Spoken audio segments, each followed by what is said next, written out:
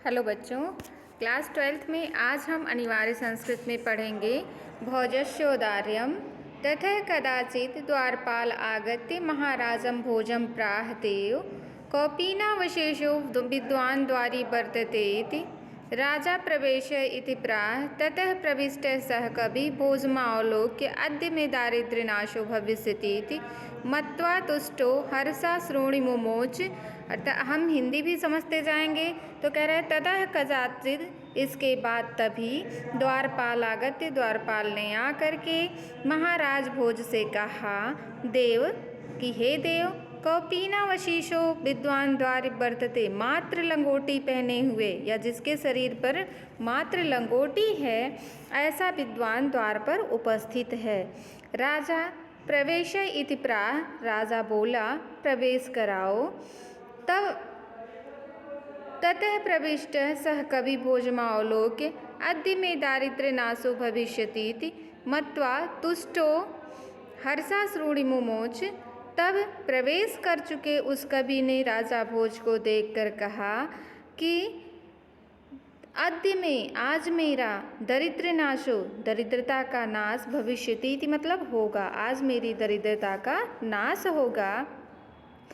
ऐसा सोच करके मत्वा तुष्टो हर्षा श्रोणि मुमोच, ऐसा सोच करके या ऐसा मान करके संतुष्ट होके, तुष्ट मतलब संतुष्ट हो करके, हर्षा श्रोणि हर्ष के आंसू, मुमोच मतलब ढलका दिए अर्थात रोने लगा।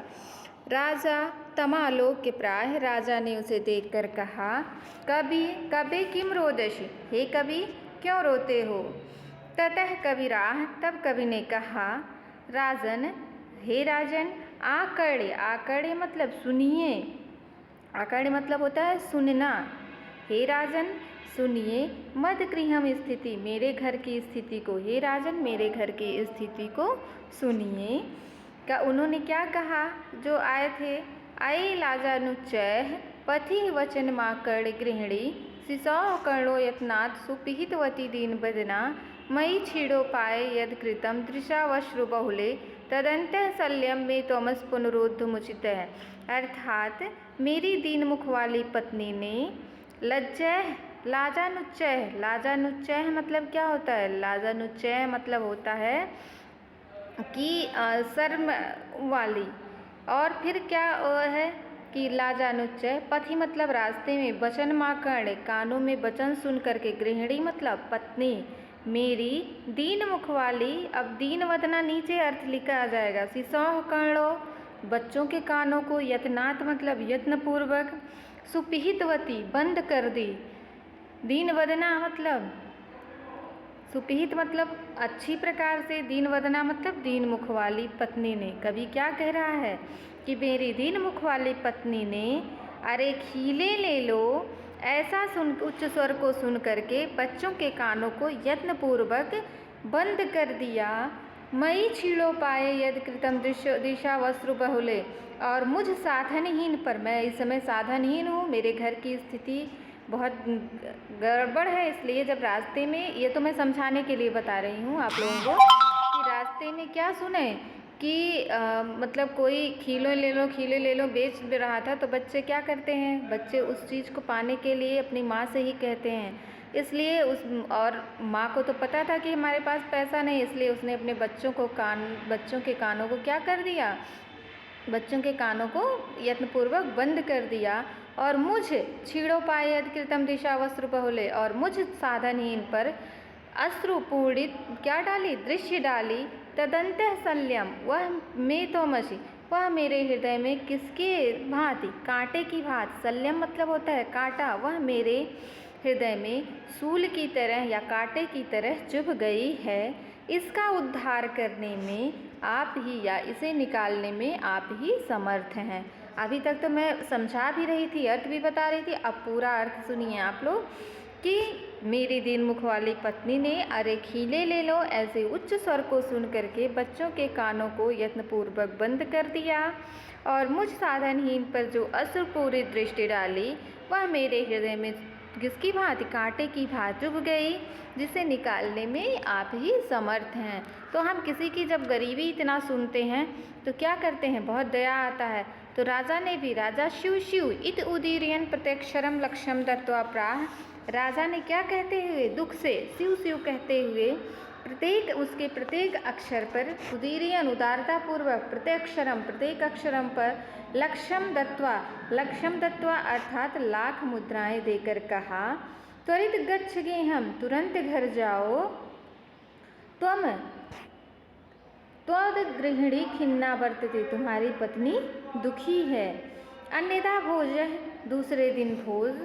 श्री महेश्वरम नमितुम, श्री महेश्वर अर्थात भगवान शिव जी को नमितुम नमस्कार करने के लिए कहाँ गए? शिवालयम गच्छत, शिव मंदिर गए।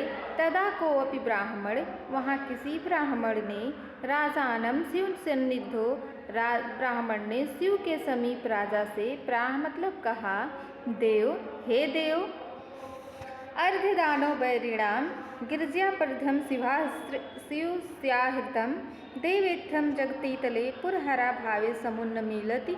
राजा ने कहा कि हे राजा सुनिए, राजा शिव का आधा भाग अर्धदानव बैरिणाम, दानव बैरी शिव हैं, दानव बैरी कौन है? विष्णु हैं। कह रहा है कि अब शिव गिरिजाप्यर्धम अर्थात गिरिजा मतलब पार्वती, अर्ध्यम मतलब आधा, शिव स्याहृतम मतलब शिव मतलब भगवान शंकर कि हे राजा, शिव का आधा भाग दानव बैरी विष्णु ने और आधा भाग किसनों ने ले लिया है? पार्वती जी ने ले लिया है। हे राजन, इस प्रकार से देवेत्थम जगतीतले पुरहरा भावे, इसलिए हे राजन पृथ्वी पर शिव का अभाव दिखाई देने लगा है।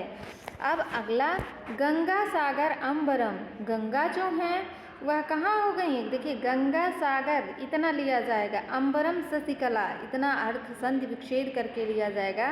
कह रहे हैं कि इस प्रकार से शिव, हे राजा, शिव का आधा भाग दानव बैरी विष्णु ने और आधा भाग पार्वती ने ले लिया है, इसलिए इस पृथ्वी तल पर शिव का अभाव हो गया है। गंगा सागर में चली गई हैं। चंद्रकला अर्थात चांदनी, चंद्रमा आकाश में चला गया है। नागाधिप क्षमातलम और शेष नाग रसातल में चले गए हैं। सर्वज्ञत्व मधीश्वर त्वम गमत, सर्वज्ञता और अधीश्वरता आप में आ गई है। त्वाम माम तु भिक्षाटनम, और मेरे हिस्से में क्या आ गया है? भिक्षा मांगना आ गया है, भिक्षाटन आ गया है।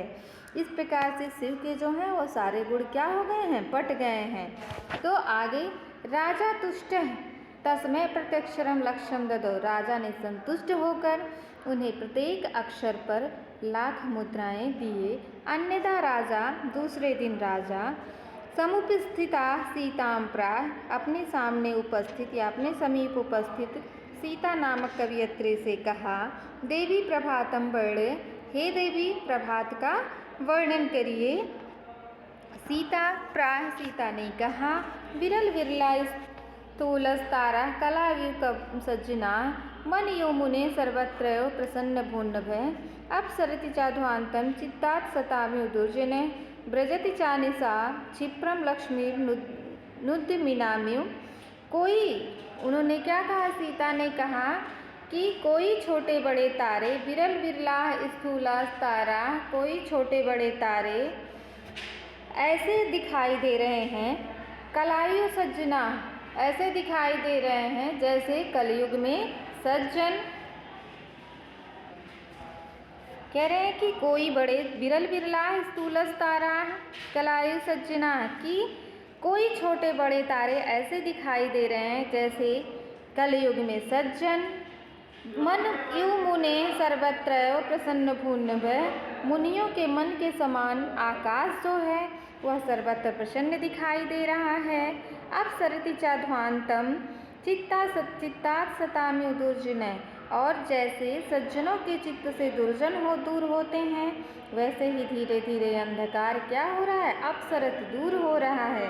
ब्रजति चानिसा क्षिप्रम लक्ष्मी नुद्य मिनाम्यो, और रात्रि जो है उद्योगहीनों की लक्ष्मी की तरह क्या हो रही है, तेजी से भागी जा रही है। अर्थात आलसी पुरुष के धन की भांति रात्रि भी धीरे धीरे क्या हो जा रही है, समाप्त हो जा रही है। राजा तस्य लक्ष्यम दत्वा कालिदासम प्राह, राजा ने उनसे क्या दे करके, लाख मुद्राएं दे करके कालिदास से कहा, सखे हे मित्र त्वमपि प्रभातम वर्णय, हे मित्र तुम प्रभात का वर्णन करो। ततः कालिदास प्राह, तब कालिदास ने कहा, अभूत प्राची पिंगा रसिपतिरु प्राप्य कनकम गतश्छायश्चंद्रो बुधजन यो ग्राम्य सदसि क्षणं क्षीणास्तारा नृप्तय इवानुद्यम परा न दीपा राजन्ते द्रविड़रहितान्म्यु गुणा राजातितुष्टः तस्मै प्रदक्षिणं लक्ष्यम ददौ। उसने क्या कहा कि हे राजा, उसे लाख मुद्राएं देकर कालिदास से कहा कि हे मित्र तुम प्रभात का वर्णन करो। तब कालिदास ने कहा कि अभूत प्राची पिंगा, जो पूर्व दिशा है वह सुवर्ण को प्राप्त कर, सुनहले रंग को प्राप्त कर, किसकी भांति, पारे की तरह, रसपतिरु प्राप्य कनकम, पारे की भांति पीली हो गई है।